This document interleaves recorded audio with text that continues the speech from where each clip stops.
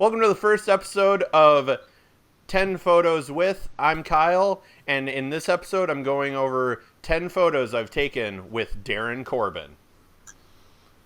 Perfect. I thought you were going to say welcome back for a second. I was like, oh, no, the first one? Like, no, I caught myself. There's like a pilot episode out there that like no one knows? Yeah, no, I caught myself. I caught myself this time. For once, I was professional. My first one was with John Moxley, but it was just to test the waters, just to see how we did. So Darin is one of my oldest friends, and you're kind of responsible for me getting into the wrestling business in the first place. Sorry. Yeah. Sorry. Yeah, blame him. You know, all the promoters that I keep bugging, mostly Canon, it's his fault. We're going back for this first photo. We're actually going back to my first wrestling show as a photographer, and that was Pro Wrestling Battleground in September of 2014. This one, where you are making fun of a certain person in the crowd and telling her that you must be this tall to speak. So one of my most tame comments is what you're saying as far as Battleground goes? Yeah, this wasn't the Adrian Peterson thing that got you. It's one of the only times I had. It would have been way worse, I think, but it's one of the only times I had to apologize. And honestly, like, I don't think that that's the worst comment I've even made at Battleground. No, it's not even close. There are way worse. I think they were legit Vikings fans. Yeah. I think they got upset. They didn't leave at any of my other comments. They left at that one. But that would make sense. I could see myself. So who do I wrestle at this show? Shockingly, you wrestle Arik Cannon. Oh, so like our first time ever? one of our first rare matches that we had. And to emphasize why it was a little problematic that you said you must be this tall to speak, you were yelling at a little person. Kelly. Oh, well, she deserves it. I mean, like, that's fine. Okay, because that's the thing. She would go to the shows and then, like, she would get really drunk and, like, yell stuff back. So, like, she knows.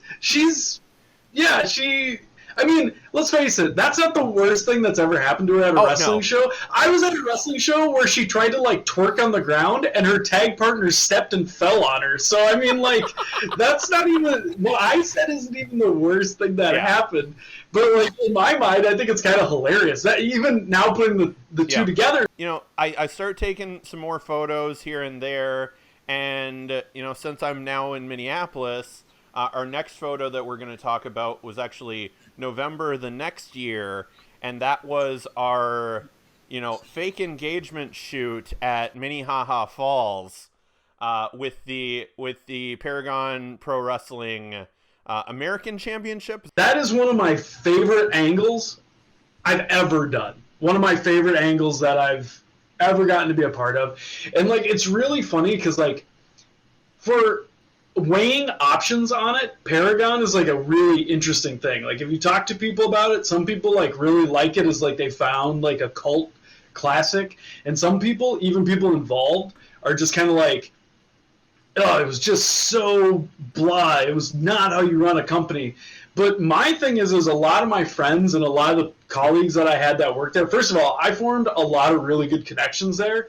I got to do some really fun stuff. I learned a lot about like TV, because that's the thing. It was on national TV. It was on Pop TV, and so like a lot of people.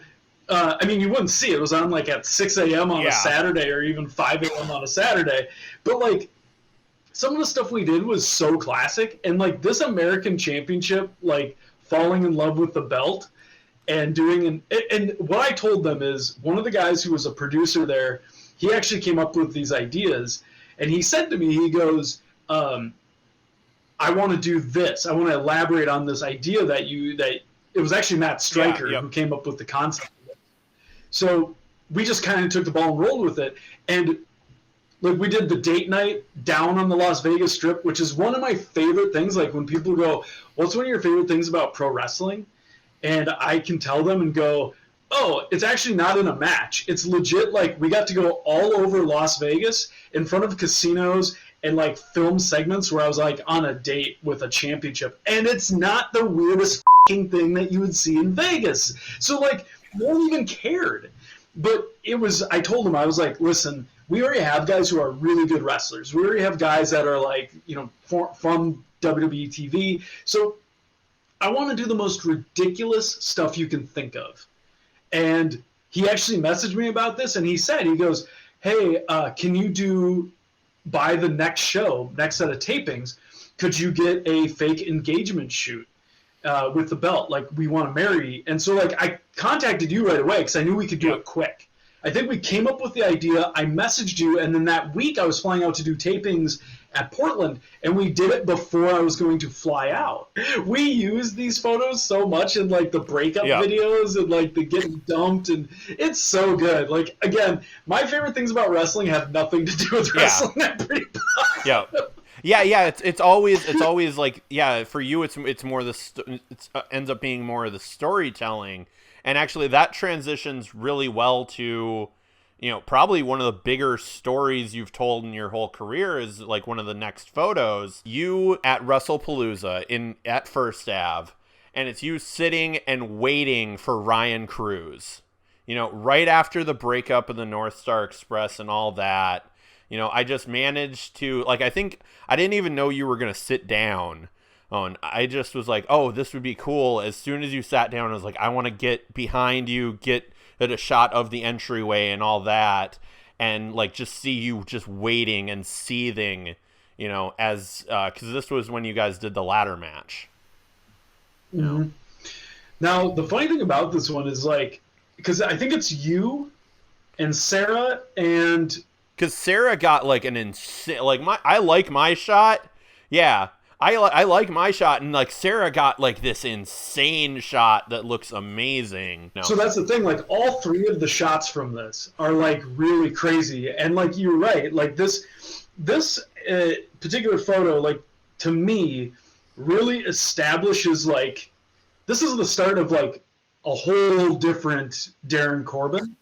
And my thing is like what I really enjoy is I compare this to like my Great Muta to my Keiji Muto, and you know, like the darks, because like not like the Bray Wyatt and the Fiend or like Balor and the Demon, but like it's a darker side, you know. And like I think the great part about this is I think it's a chance, and I think it paid off, which is awesome.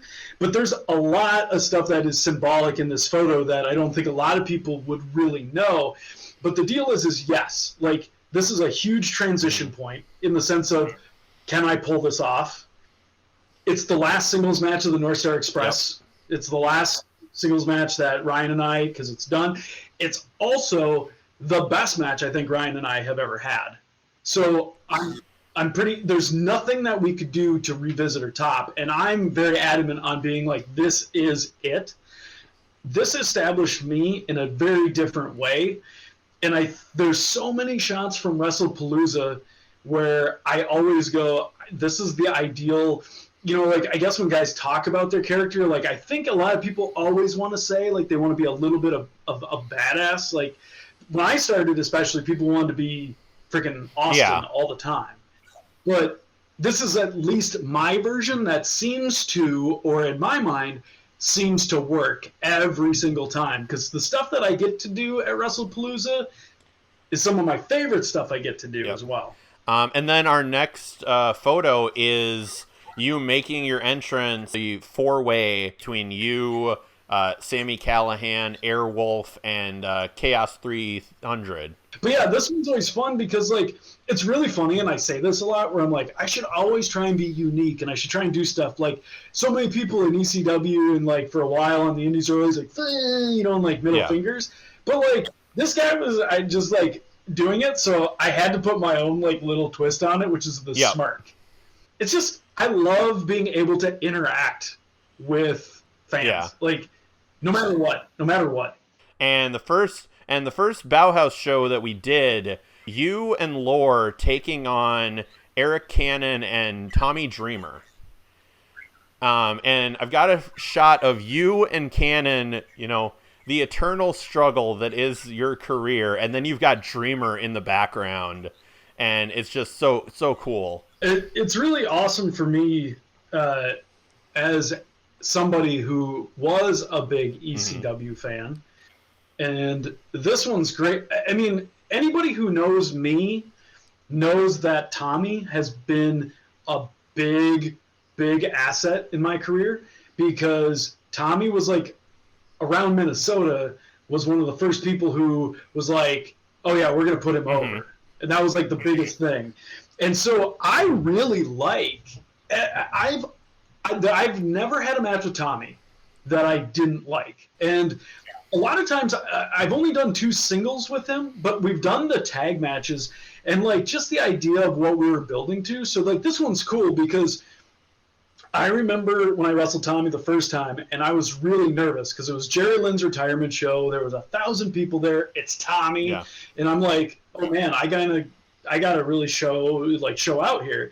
This time, which was kind of cool, is it's familiar to me, and I like these kind of matches. I like street fights. I like no DQs. So like, but this is the first time that Lore had gotten to be really, I think, with like anyone that you'd be considered a name at this time, and.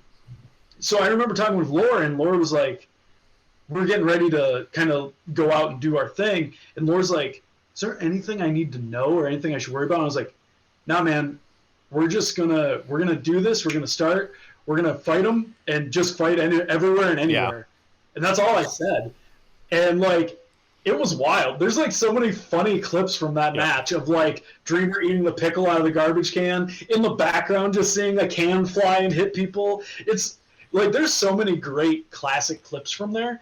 And, again, another fun match that I had, and I think a perfect match for Bauhaus, especially for a debut, because, like, everyone, like, there was enough room to go. Everyone was having a blast. It was wild. But, like, of course, there's so many intertwining things in that one, too. And then we'll cut back to the Uptown VFW 364 days after you won the Uptown VFW championship. And you show up out of the blue, you know, to defend your Uptown VFW championship. And then also showing up, a guy who wasn't advertised either, was advertised for the August show, and that was Orange Cassidy. So, like, the funny thing about this is, like, I don't care what people think of OC. I don't care if you're, like, I mean, super polarizing. Yep. So people love it or they just hate it. But, like, I mean, if there was ever, and I've told him this, I was like, man, if you ever need a natural, like, fall guy, like, I'm your villain to your hero, we blend that so well. And, like, the funny thing is, you're right. He wasn't even supposed to be at this show, and it ended up being, like, I don't remember what happened, but it became a last minute because it just worked out. And the funny thing is I was like, my thought was this is too good for a blow-off. This is too good for a one-off match. And I think right around this time, I knew he was coming in August, and I thought he was there for Wrestlepalooza. So I was like, we should do something. Can we do something? And I also am a big fan of swerving stuff. So, like, the idea that it gets to 364 days and not a full year. But this is one of the easiest flowing matches I've ever had because I've known OC for years, and I've seen it before it even has, like, blown up. So, like, I've done shows with OC way before this, and so this was the first time we got to do our thing. But the funny part about this is, like, doing our – so, like, from everything from the promo to the match goes back to what I was talking about, where it's, like, fan interaction, and my favorite moments are nothing that really have to do with wrestling. Like, I would love to have somebody point out something about the match that's a move. Yeah. compared to the overall. And like, again, when people are like, oh, he's killing the business and da-da-da, and I'm like, I don't know if you were there, but man, the reaction that he got and the reaction he gets, and I don't really, I mean, like, I get it. He's not your cup of tea if you're that kind of person, but like, to be on the opposite side, and again, you know, like maybe on a standpoint of losing the championship one day before your reign is whatever, but like to go back and do it, and even our second match, which I liked as you know, just as much for different reasons, are where I got it back. I mean, like that. The second match I know has like 2.8 million views on YouTube. It's ridiculous. Like looking at like the First Wrestling, you know, YouTube page, and it's like, you know, pretty good views, like 2.8 million. I was like, what the hell? Yeah. So, like, no one's ever going to come to me and be like, oh, I can't believe, how could you do that? How could you be in that match? He's killing the business. And I was like, well, apparently he's drawing a whole lot of new business, because if it's 1,000 views, all these, he just got, like, what, 280 times that? Or is it more than that? Am I way off? But whatever. That match is, the matches with OC, but specifically this one, is one of my favorite matches I've had at First Wrestling. Yep. And then actually we're going to travel down south for the next photo. This one, for my side of it, I got messaged at 6 a.m. by Chris Manning, telling me like, hey, I'm shooting this concert. I can't make Revolver tonight. Do you think you can get down to Des Moines? I was like, I'll check around. I'll see. And then I checked around, you know, managed to get a ride. And Jessika Havok had an open challenge that you were the one who accepted that challenge. And yeah, I get this cool, like, monster emerging from the back, you know, big movie villain, of like Jessika standing behind you, and your just reaction is like, oh. So it's really funny, because Revolver's interesting for me. Like, so my first two matches at Revolver were scrambles, and I was starting to get over because I never hit a move. Okay. Like, the first scramble I did, I missed everything. Like, people would do a splash, and I would miss. I'd go for a dive, I'd miss or get cut off. The second one, I actually went to the top. I missed a few, and then the last one was on Caleb, and I went to jump, he rolled out of the way, I landed on my feet, and then splashed him, and it got a big reaction, but I got eliminated. Okay. So then the thing is this came up for the open challenge, and it got suggested to me. They were like, can you do a video on Jess? And I was like, wait, on Jess? What's Jess doing? And they're like, you're going to answer an open challenge, which has kind of been a string of me answering open challenges. But again, Jessika is somebody I've known for a long time. We haven't had a singles match ever. And I was really excited about this. But also I'm really excited because when I get to go to a place like Revolver and I know, like, Jess is super over, it's really easy for me.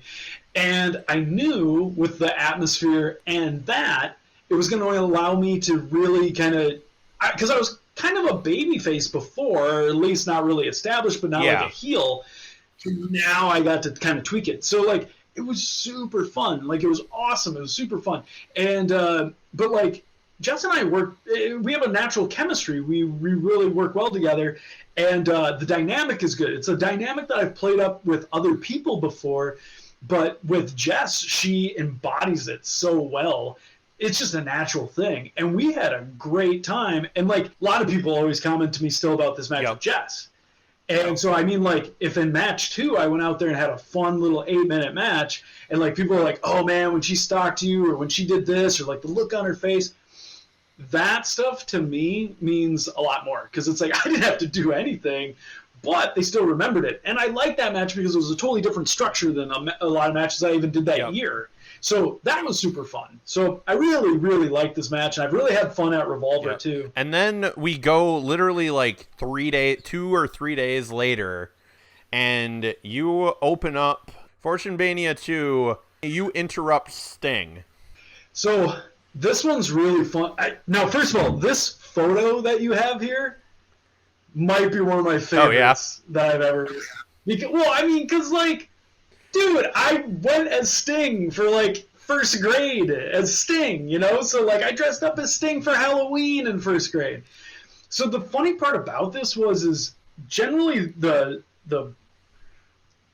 Fortune Mania is so big and so crazy, and so many things are coming in, and so many things get jumbled. So we were like, how about we do this? We needed something to be different. How about we go first? And they're like, well, Sting starts the show, and there's a lot more to it, but pretty much what it is we're like, okay, cool. He does his thing. It's showtime. Let's get it involved, and let's go. So let's do it and do this match. And, like, I mean, he was really cool. He's awesome with doing this, and he did it. And one of my favorite parts about this is, like, because I didn't intend to come off as casual as possible, but there was only one microphone. So, like, I grabbed the mic, I cut the promo on him, and then he has to finish it off to put me in that match with Cannon. So, like, thank God there's a part in here where Cannon's music hits, and I'm, like, looking for the second mic to give back to him. And, like, I throw it to him, but as Cannon's music's playing, I throw it to him, like, I guess we're going with one mic, Stinger. So, I mean, like, he got it. He did whatever. But, like, it was cool. And, like, the other thing about this that's really cool to me is, I mean, obviously, like, the faction is short-lived in there. But I'm pretty positive I heard at least, you know, for Lore to be in there with Sting. And I know I was actually told by Molly, she said that it was a big moment for Sebastian to be in there. And so, like, I think that's pretty cool to be able to give a moment to somebody who probably wouldn't have been able to get that if they weren't in that position, you know? So, like, I mean, this is super cool for me because, like, it's kind of nice when somebody's like, oh, do you know Sting? It's like, oh, you mean, like, I can show up. Oh, you mean Sting?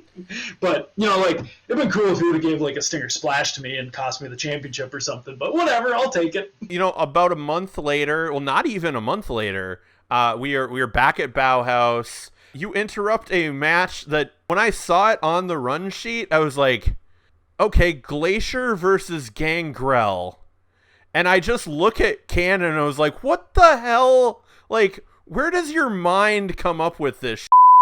'Cause, like, that's like, oh, that's actually sounds awesome. And then you, of course, being the bad guy that you are, you know, cut it off. Again, another moment, too, where I'm really happy that I can always constantly get Lore involved in these because it's really fun. But, like, as anyone knows, I've been practically, like, there was a stretch going back to the Paragon stuff that I was, like, married to Gangrel. Like, we had so many matches against each other. Another guy who I have learned so much from, and he's been awesome for me, and I love being on shows with him. But, like, this was great because, like, my thing is there's not a lot of, like, first time matches that you can do. I think, like, GCW does it pretty good now where they kind of put two guys together and you're like, oh, really? That's okay. But, like, a lot of guys will, you know, like, a match gets big and then they start booking it at their shows. Like, that was the thing, like, even a couple of years ago, Super Indies, where they were like, oh, we'll just bring this match to our promotion and just kind of do that. But the idea that you're like, oh, it's 2019 and I wrestled, it's Gangrel and Glacier versus me and Lore. Like, it's just, you know, again, one of those things where you're like, I wouldn't think that this would be a match I would have when I was playing NWO Revenge and when I was playing, like, you know, like WrestleMania 2000. But I'm really glad it happened. Like, it's pretty crazy. And it gets, like, and of course, like, I always think any photo, like, with Gangrel and I, there's always, like, some really good photos of us in there. Yeah, and this photo, actually, I submitted, speaking of Michael Watson again, he did that Bad Light photo wrestling magazine. This photo's in that magazine. Is in issue 2. So, capping off the year, our 10th photo is another promo photo that I shot, and that is you as Syndrome for FSCW. And this was such a fun 3 days of shows. I love the fact that I only got this gig because their regular photographer is also happens to be AEW's backstage portrait photographer, and it was the same weekend as Full Gear. So right. Speedy was busy, and then Speedy got me in touch with the needed people, and I got to photograph 3 days. This was the first time I got to meet Chris Statlander. Okay, so FSCW, first of all, like the point that you're making is like the people who do the gimmicks are like really good. Like Caleb Conley, Kim, like Chris Statlander, Alex Chamberlain, Jake Manning, and there's all sort, and like super talented like Zach Wang, like it's just, it was like Kira Hogan and Diamante, all these like people, and it was like, good. Yeah, or just are great at doing characters. And like the funny thing is like, so when I crossed paths with Alex Chamberlain from Paragon. So that's how I knew Chamberlain. And a lot of my friends wrestled there. And then when some of the stuff started catching on, everybody always says, they're like, it's some of the most fun shows I ever do. It's some of the most fun shows I ever do. And I was like, I want to do that. Yeah. So when they announced GalaxyCon was coming to Minneapolis, originally somebody who was in charge, Alex, gave them my info because he's like, you'd be perfect for this. So originally, this is, I think, so this would be November. I got reached out to in April, maybe. So like, hey, what do you think about this? And it was kind of weird because it was like, we were talking about, the finances of doing it. We were talking about like, what would I do? What's the gimmick? And like, the funny part is like, I've pretty much ever since I got back from Europe, I've had facial hair of some kind. Yeah. And they were like, well, we have a lot of bearded guys, and we're trying to find out. So, like, initially, I thought these talks were going to stall because we were like, we know you're good. We know your face. Like, your facials are great. They originally wanted me to do the Riddler. That was originally going to be – but the guy that I was talking to originally was like, you would need to shave.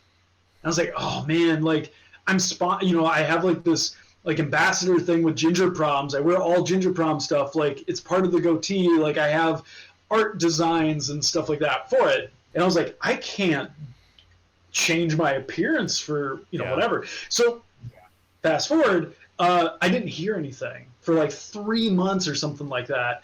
And then I went and did Ronin. And this is where I end up meeting with a lot of the guys down there that do these shows. And so I got to meet a lot. And I was like, originally I was getting talked to by this. And they're like, oh, there's a change. This is who you want to talk to. And so I touched base with a lot of the guys. And then in August, we started talking seriously about it again. And then they were like, you know what? We kind of have an idea that you could do. And they're like, and I was like, well, they were telling me like I got to cut my goatee and I got to cut everything. And they're like, could you trim it? I was like, sure. Yeah, I would be fine trimming it. I could do that. And they're like, we're trying to get away from like superheroes. We want to do like a bunch of variety because we have like everybody wants to be like Deadpool and everybody wants to be what's popular at the time.